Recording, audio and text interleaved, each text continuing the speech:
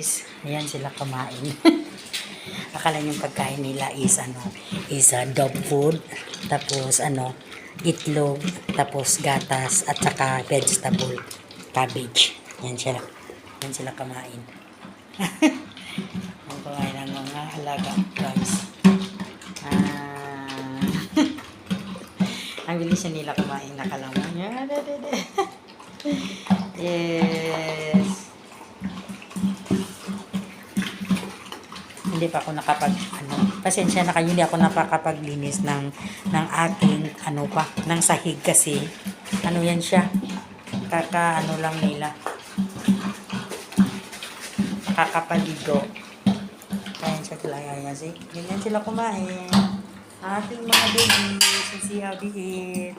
Breakfast. Oh yeah. Yes.